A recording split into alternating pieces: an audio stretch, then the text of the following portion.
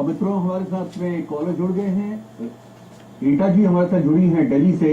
हाँ रीटा जी बताइए अपना डेट ऑफ बर्थ। हेलो। हाँ जी। हाँ जी, मुझे अपनी सिस्टर के बारे में पूछना है। हाँ बताइए, उनका डेट ऑफ बर्थ बता दीजिए। वो जनवरी 1992। अच्छा जी।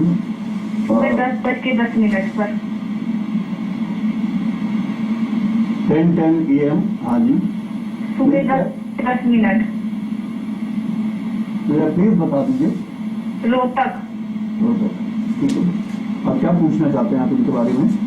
यही पूछना चाहते हैं कि उसको किस फील्ड में अपना करियर बनाना चाहिए और उसके विवाह के योग कब तक रहेंगे। जी जी। देखिए आपकी बहन कुंभ लग्न की जातिका है और वृश्चिक राशि है। वृश्चिक राशि चंद्रमा जब वृश्चिक राशि में होते हैं तो वो नीच के माने जाते हैं और साथ में चंद्रमा यहाँ पे ज्येष्ठा नक्षत्र के हैं जो कि एक संधि का नक्षत्र है।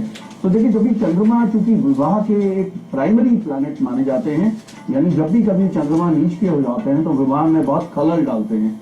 यहाँ पे स्थिति यूं बनती है कि चंद्रमा वैसे तो रोजगार को लेकर तो इनको बहुत अच्छे रिजल्ट देते हैं।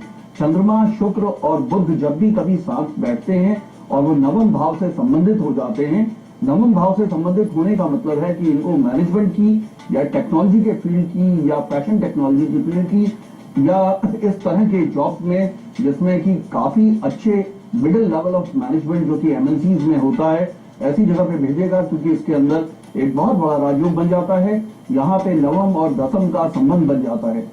मित्रों ज्योतिष के विद्यार्थियों को मैं बताना चाहूंगा कि ऋषि ने कहा है जब भी केंद्र और त्रिकोणों का संबंध बनता है, केंद्र भाव प्रथम चतुर्थ सप्तम और दसम भाव है और त्रिकोण भाव प्रथम पंचम और नवम भाव है, इनका जब भी कभी संबंध बनता है तो महाभाग्य की स्थिति बनती है, यानी कि बहुत बड़ा राजयोग बनता है। इसमें ऋषि ने कहा है केंद्र त्रिकोण पति है संबंधे परस्पर इतरेर प्रसक्ता के विशेष फलदायी को, यानी कि केंद्र और त्रिकोणों के संबंध जब भी बनते हैं तो विशेष फल को देने वाले होते हैं। और इसमें यहां तक उन्होंने कह दिया ऋषि ने कि अगर उनका आपस में कोई दोष भी होता है तो वो दोष नहीं माना जाता, यानी कि उन्होंने कहा है कि केंद्र त्रिकोण नेतारो दोषा युक्ता अपनी स्वयं संबंध मात्रात बलिनो भवेताम उद्योग कारको, यानी कि अगर उनका आपस में कोई संबंध बनता है और वो कोई दोषी भी होते हैं किसी प्रकार से, यानी फंक्शनल मैनिफेस्ट भी होते हैं, तो भी बहुत बड़ा राजयोग बनाते हैं। तो आपकी सिस्टर के केस में आपके जिस जातक की आपने कुंडली दी है उसके केस में बहुत बड़ा राजयोग बनता है। और ऐसे स्थिति में मैं आपको ये बता सकता हूँ कि ये जीवन में बहुत अच्छा करने वाली है, इसको जॉब में बहुत अच्छा करने का बनता है, मैनेजमेंट के लेवल पे जाने का बनता है और दशाएं भी काफी हद तक कंड्यूसिव हैं, यानी दशाएं भी इनके फेवर में जाती हैं। इसका ये मतलब हुआ कि पिछले 2011 से तो दशाएं अच्छी चल रही हैं और इस समय 2012 के मिडल से और अच्छी चलने वाली हैं, तो इनको बहुत अच्छा जॉब मिलेगा। दूसरी बात जो आपने विवाह के विषय में बोली है उसका उत्तर मैं आपको दे चुका हूं। इसमें विवाह में थोड़ा खलल बनने का होता है। उसका कारण है एक तो इनका 11th हाउस बहुत ज्यादा क्लस्टर्ड है। 11th हाउस जब क्लस्टर्ड होता है तो ऐसे में प्रथम विवाह में वेग पड़ जाता है क्योंकि वो सप्तम का पंचम भाव है। ये कहा है ऋषि ने कि जब भी कभी सप्तम भाव जिससे कि प्रथम विवाह देखा जाता है उससे पंचम भाव यानी कि एकादश भाव बहुत क्लस्टर्ड हो जाता है, उसके अंदर बहुत ढेर सारे प्लैनेट बैठ जाते हैं तो प्रथम विवाह डिले हो जाता है और उस विवाह के अंदर बहुत खलल पड़ते हैं। दूसरा मैंने आपको बताया कि इनका चंद्रमा नीच का है, इस वजह से भी विवाहित जीवन में कोई न कोई परेशानियां आती रहेंगी। आप मुझे मेरे एड्रेस पे अगर संपर्क करेंगे तो मैं डिटेल में इनको काफी अच्छे उपाय बता दूंगा जिससे कि इनका विवाह अच्छा चलेगा। गुरु श्री M.K. भंडारी जी से एस्ट्रोलॉजी, पामस्ट्री, वास्तु, टैरो, मंत्र पाठ एवं न्यूमरोलॉजिस्ट के लिए संपर्क करें श्री शांत लोक 1 गुड़गांव। उनसे अपॉइंटमेंट लेने के लिए डायल करें 0989282844090 09250849491 एवं 09213211614 पर। जी हाँ, इस समय हमारे साथ हरिद्वार से कॉलर जुड़ गए हैं। अभिषेक जी अपना डेट ऑफ बर्थ बोलिए। जी को प्रणाम। नमस्कार जी। सर मेरी डेट ऑफ बर्थ है 23 मार्च 26 23 मार्च 23 आपकी आवाज बहुत कम आ रही है। हेलो आप सर, मेरी डेट ऑफ बर्थ है 23 मार्च 1989। 26 मार्च 1989, 23 मार्च 23 23rd मार्च 1983। सर 23 मार्च 1980। हाँ जी, 23 मार्च 1989। हाँ जी, टाइम क्या है? मैं सभी कॉलर्स को ये बताना चाहूंगा कि जब भी कभी आप यहाँ पे कॉल करते हैं तो पहली बात है कि अपना टीवी का वॉल्यूम बिल्कुल खत्म कर दिया कीजिए, क्योंकि यहाँ आवाज गूंजती है। दूसरा, थोड़ा सा आपको जोर से बोलना होगा, क्योंकि स्टूडियो के अंदर आवाज बहुत स्पष्ट नहीं आती। आपके टीवी पे आपको लगता होगा कि आप बहुत जोर से बोल रहे हैं, आपकी आवाज आ रही है, लेकिन हमको नहीं सुनाई पड़ती। और हम चाहते हैं कि जो डाटा आप हमें देते हैं वो बिल्कुल एक्यूरेट होना चाहिए। अब हमारे साथ में रेणुका जुड़ गई है हरिद्वार से। हाँ रेणुका जी, अपना डेट ऑफ बर्थ बताइए। हाँ जी, नमस्कार जी। ऐसा है कि मैं अपनी बेटी को डेट ऑफ बर्थ दे रही हूँ आपको। जी बोलिए। हाँ जी, हाँ बताइए मैं डेट ऑफ अपनी बर्थ। बेटी का डेट ऑफ बर्थ दे रही थी। मेरा डेट ऑफ बर्थ है नहीं। जी हाँ जी, तो इसका है 24 अक्टूबर जी 1965। 1965। हाँ टाइम बता दीजिए, इनका समय।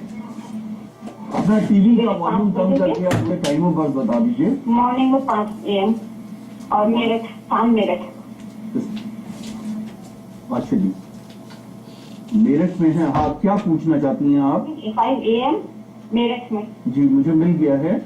आप मुझे बताइए क्या प्रश्न पूछना चाहती हैं आप? मुझे अपनी हेल्थ के लिए पूछना है। ये मेरी बेटी का डेट ऑफ बर्थ है, बड़ी बेटी का। मेरी हेल्थ कैसे रहेगी और कब तक सही हो जाएगी? जी देखिए मित्रों, ये बहुत ही अच्छा एकेडमिक पॉइंट ऑफ व्यू से ये बड़ा अच्छा केस हमारे सामने आया है, जिसमें कि माता जी ने अपनी पुत्री का डेट ऑफ बर्थ दिया है और उससे वो अपने हेल्थ के विषय में पूछना चाहते हैं। मैं आपको बताना चाहूंगा कि लाइफ इस तरह से प्रीडिस्टाइंड होती है कि एक हॉरोस्कोप से सभी जातक जुड़े हुए होते हैं, यानी घड़ी की कमानी की तरह से सभी जितने भी ब्लड रिलेशन होते हैं वो जुड़े हुए होते हैं। ये इनकी बेटी कन्या लगन की और कन्या राशि की जातिका हैं और चित्रा नक्षत्र है चंद्रमा का। तो पहली बात तो ये समझ चाहिए कि चंद्रमा जो कि माँ को बताता है, माता जी को बताता है, वो चूंकि मंगल के नक्षत्र से है और मंगल यहाँ पे बहुत ज्यादा पापक है, क्योंकि त्रिषडाई का स्वामी होके बुध के लग्नों में मंगल अत्यंत पापक माना जाता है। त्रिषडाई का स्वामी हो जाता है, जो कि पाप भाव कहे जाते हैं, और वो पाप भाव पे बैठ गया है। इसका मतलब किस तरह की प्रॉब्लम्स देगा ये सुन लीजिए।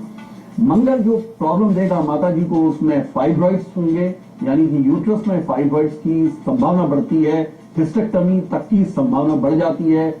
गायनी प्रॉब्लम्स को देने में सक्षम है ये मंगल। इसी प्रकार से ये मंगल वृश्चिक राशि पे बैठा हुआ बहुत ज्यादा डेबिलिटी देगा, यानी कि कमजोरी देगा, स्टेमिना की कमी देगा और गाउटिक आर्थराइटिस देगा। इसी प्रकार से केतु के साथ बैठा है तो मल्टीपल ऑपरेशंस का योग बनता है माता जी को। और हम देखते हैं द्वादशांशा चार्ट से, द्वादशांशा माता पिता के लिए देखा जाता है, तो इनका जो द्वादशांशा चार्ट है उसमें माता का जो ग्रह है वो छठे रोग भाव में शनि के साथ और शुक्र के साथ आ गया है। यानी शुक्र के साथ जब भी द्वादशांशा में माँ का ग्रह आ जाता है तो इसका मतलब है शुक्र गायनी एपरेटस को, एंडोक्राइनल प्रॉब्लम्स को, डायबिटीज को, और इसी प्रकार से नेत्रों की प्रॉब्लम, रेटिनोपैथी को, और इसी प्रकार से चंद्रमा और शुक्र डिप्रेशन एंड न्यूरोलॉजिकल प्रॉब्लम्स को भी बताते हैं। लेकिन ये बात इतनी ज्यादा नहीं है, क्योंकि चंद्रमा इनके केंद्र में है, इनकी बच्ची के, तो सारी चीजें रेक्टिफिएबल है, यानी कि सारी चीजें, सारी त्रुटियां जो कुंडली के अंदर हैं वो ये बताती हैं कि थोड़ा उपाय उपचार करने से इनकी माता जी बहुत अच्छी और बहुत ज्यादा तंदुरुस्त हो सकती हैं। अब आप उपाय सुन लीजिए। एक तो चंद्रमा का उपाय होना चाहिए, दूसरा मंगल का उपाय होना चाहिए और तीसरा शनि का उपाय होना चाहिए, क्योंकि इसके अंदर चूंकि केतु के साथ बैठा है, केतु धर्म की पताका, और ये बताता है जब भी कब केतु साथ होता है, अगर व्यक्ति धार्मिक क्षेत्रों में कोई काम करता है, यानी कि अपने रोजगार में से 10वां निकाल के 10th part of his income निकाल के अगर वो धार्मिक कार्यों में लगाने लगता है तो केतु महाराज बहुत प्रसन्न हो जाते हैं और व्यक्ति को अभय दान देने लगते हैं, क्योंकि ये मंदिर के ऊपर मंदिर के ऊपर जो फ्लैग है उसके द्योतक होते हैं, केतु धर्म के क्षेत्र के द्योतक हैं, और जो भी व्यक्ति धर्म के क्षेत्र में कार्य करता है तो केतु प्रसन्न होते हैं। तो आप पहली बात तो माता जी जो आप सुन रही हैं इसको सुन लीजिए कि आपने धार्मिक क्षेत्रों में काम करना है, बिल्कुल ठीक हो जाएंगी। दूसरा आपने शनि के लिए आप जैसे कंचकों में काले चने बनाते हैं, वो काले चने बनाकर आप शनि महाराज के मंदिर में जाकर सूजी के 1 किलो सूजी हलवे के साथ में आप गरीबों में बांट दीजिए, उससे शनि भगवान के द्वारा आपको अभयदान मिलेगा। तीसरा आपने मंगल के उपाय करने हैं। मंगल का सबसे बढ़िया उपाय है हनुमान जी के मंदिर में केसर के लड्डू लेके जाइए, यानी देसी घी के आप लड्डू लेके जाएं और वहां बांटें और उनको हनुमान जी को वो चोला चढ़ाएं। अगर आपके पुत्र हो तो अपने पुत्र को बोलें कि ऐसा आपके लिए करें, तो उससे बहुत ज्यादा आपको फायदा होगा। और सबसे अंत में जो आपने करना है वो चंद्रमा का उपाय करना है।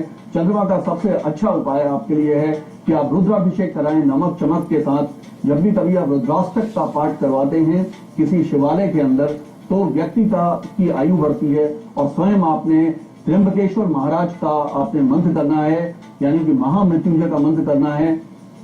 महामृत्युंजय का मंत्र सभी को आता है यहाँ पे मौजूद। ओम त्र्यंबकम यजामहे सुगंधिम पुष्टिवर्धनम उर्वारुकमिव वंदनान मृत्योर्मुक्षी मामृतात्। ये त्र्यंबकेश्वर या शिव का महामृत्युंजय का मंत्र है। इस मंत्र की एक माला आप प्रतिदिन करेंगे तो आप बहुत अच्छे स्वास्थ्य को प्राप्त करेंगे। आज हमारे साथ सुषमा जी जुड़ गई हैं हिमाचल प्रदेश से। सुषमा जी बताइए। हेलो। हाँ जी, हाँ बोलिए सुषमा जी। हाँ जी, मैंने ना अपने पति के बारे में पूछना है। हाँ बताइए उनका डेट ऑफ बर्थ। 14 जून 1967 है। 14 जून 1967 है। 1967। हाँ जी, रात की 1967। हाँ जी, हाँ जी, मैंने ऐसे पूछना है ये कि टाइम ऑफ बर्थ बता दीजिए पहले। 9:35 रात के। तो 9:35 रात्रि के। और समय क्या, स्थान क्या है? उन्ना डिस्ट्रिक्ट, मध्य प्रदेश में। हिमाचल प्रदेश। हिमाचल प्रदेश में ऊना डिस्ट्रिक्ट। एक मिनट। हाँ जी, और इनकी सेहत में जगह जगह सोच चले कि मिलेगी भी जा नहीं। हाँ जी, क्या पूछा आपने? काम काज इनका कैसा रहेगा और सेहत कैसी रहेगी बाकी बच्चों का।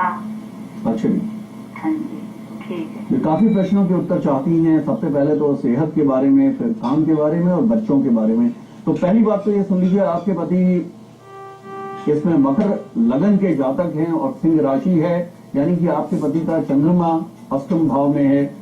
अष्टम भाव में तो कोई बात नहीं, लेकिन पूर्वा फाल्गुनी नक्षत्र का है, जो कि बहुत अच्छा नक्षत्र है, क्योंकि मकर लगन शनि का लगन होता है। शनि के लग्नों में शुक्र योगा कारक ग्रह हैं और शुक्र यहाँ पे बैठे हैं उच्च के गुरु के साथ। इसलिए सप्तम भाव में गुरु और शुक्र के बैठ जाने से दो पोलैरिटीज को बताते हैं, यानी कि आपको ये समझना होगा कि गुरु देवताओं के गुरु थे और शुक्र व्यक्तियों के गुरु थे।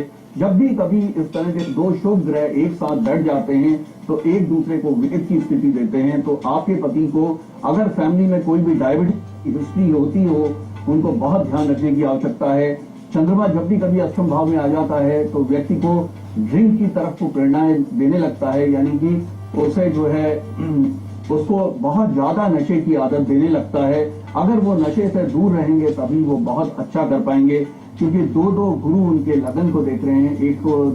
एक तो देवताओं के गुरु उनके लगन को देख रहे हैं और एक व्यक्तियों के गुरु शुक्राचार्य उनके लगन को देख रहे हैं। तो एक तो नशे की आदत अगर किसी भी तरह का नशा वो करते हैं तो उससे अलग हो जाना होगा। अन्यथा इस तरह का वेद देते हुए ये दो ग्रह उनको हेपेटाइटिस दे सकते हैं, यानी लिवर में कोई इंपेयरमेंट या लिवर से संबंधित कोई भी बीमारी दे सकते हैं। इसके अलावा चूंकि मिथुन का इनका बुध है, मिथुन राशि का बुध छठे भाव में बैठा हुआ है, ऐसी स्थिति में इनको स्किन की भी प्रॉब्लम दे सकता है। इसी तरीके से इनको एपिडर्मिस की, डर्मिस की, स्किन की, एक्जिमा की बहुत ज्यादा प्रॉब्लम और बैकएक बहुत सीरियस लेवल का दे सकता है। अब आपने संतान के बाबत पूछा है, तो संतान वाले में थोड़ी परेशानी का सबब बनता है, क्योंकि इनके संतान के भाव में अष्टमेश बैठा है। अष्टमेश कुंडली का गड्ढा कहा जाता है, लोएस्ट एफ कहा जाता है। जब भी कभी अष्टम भाव का स्वामी अगर संतान के भाव में बैठ जाता है तो वो संतान से मनमुटाव करने लगता है, संतान को अपने से दूर भेजने लगता है और संतान को किसी तरह का रोग देने लगता है, संतान से आने वाली हानियों को बताता है। और जैसे आपने काम के विषय में बोला है, ये राहु और केतु एक्सेस में इनका काम का भाव आता है। इसका मतलब किसी भी काम में ये टिक के नहीं कर पाएंगे। टिक के ये तभी कर पाएंगे जब आप त्र्यंबकेश्वर नासिक में जाकर राहु और केतु के कालसर्प की जब आप इनकी पूजा करा देंगे। कालसर्प की पूजा कराने से या शिवालय में जाके शिव की भक्ति करने से तभी इनका काम अच्छी तरह से जम पाएगा। मित्रों, अब एक छोटे से अल्प विराम का समय हो गया है, कहीं मत जाइएगा। विराम के बाद मैं साइंटिफिक एस्ट्रोलॉजी से आपके सभी प्रश्नों का जवाब देता रहूंगा। धन्यवाद।